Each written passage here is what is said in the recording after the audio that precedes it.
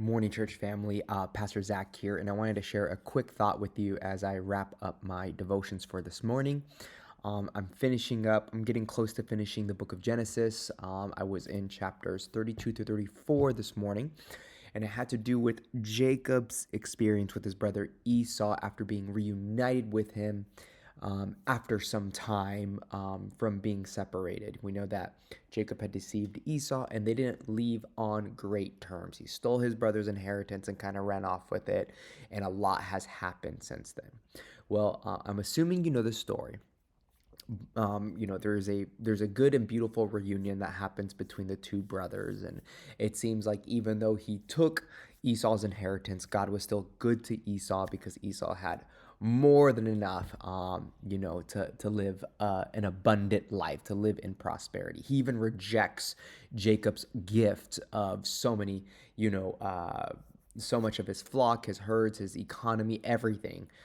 He rejects it because he's like, look at how God has blessed me. So it's a really fascinating story about how God just kind of takes care of everything. But what I find interesting is that when Jacob's getting ready to confront Esau, he's afraid of him. He thinks surely Esau, who is this hunter, this great warrior, is going to wipe out Jacob and his family. And so Jacob, you know, conducts an entire military effort in order to reorganize his entire family, dividing them up into two camps so that he can protect, Rachel and Leah and his children.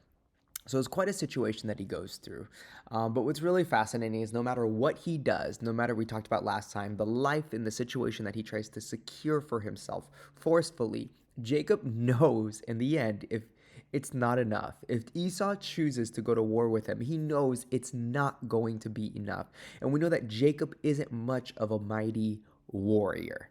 Whereas Esau's coming with his herdsmen getting ready to maybe go to battle, Jacob is hiding and waiting to go to battle. So he knows it's not going to be good for him.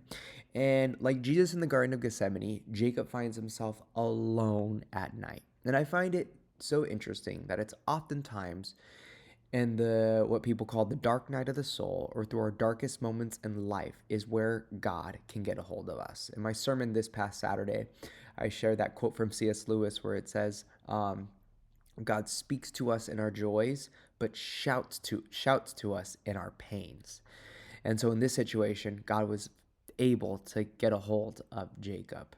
And the Bible says in Genesis chapter 32, verses 26 through 28, that Jacob was wrestling with this angel, this man, all night, we believe to be the Son of God. And he says, I'm not going to let go of you until you bless me, verse 26.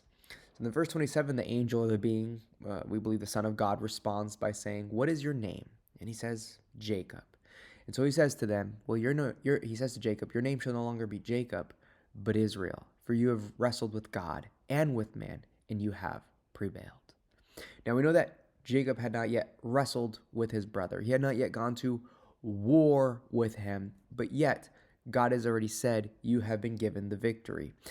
Jacob wrestled with the angel, and we know that he was not victorious over the angel, but God gives him a name telling him that he has been given the victory. He has prevailed.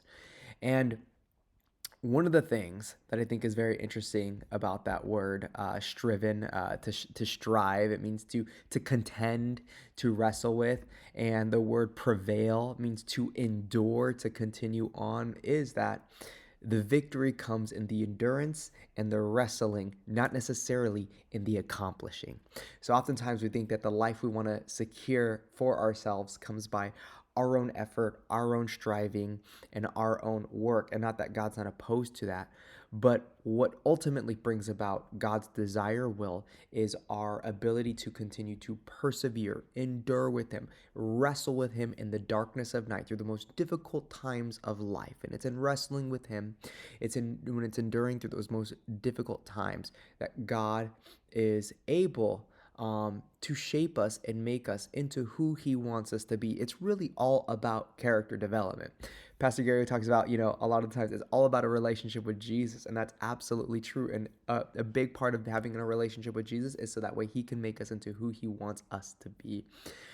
So for our lives, if we're not where we want to be, like Jacob, we're hiding, we're scared. There's a problem coming. There's a situation just around the corner that we're not looking forward to. Maybe there's a big step that we're needing to make. Maybe it's something that we're currently going through that we haven't seen the end of. The Bible says if we are to endure with him, if we are to prevail with him, God will use that situation, not only for our benefit, but to help use it to mold us into who he wants us to be.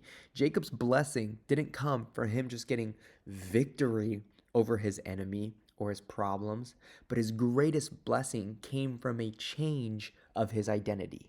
He went from Jacob to Israel. He went from the deceiver who runs away from everybody in order to survive to Israel, the one who strives with God and the one who strives with man and doesn't just survive, but is given victory. His true blessing not came in the actual defeat of his enemies, but in the victory and the transformation of his identity. So maybe what's just around the corner of what you're wrestling with, what I'm struggling with, is a new identity, becoming the person God desires for us to be.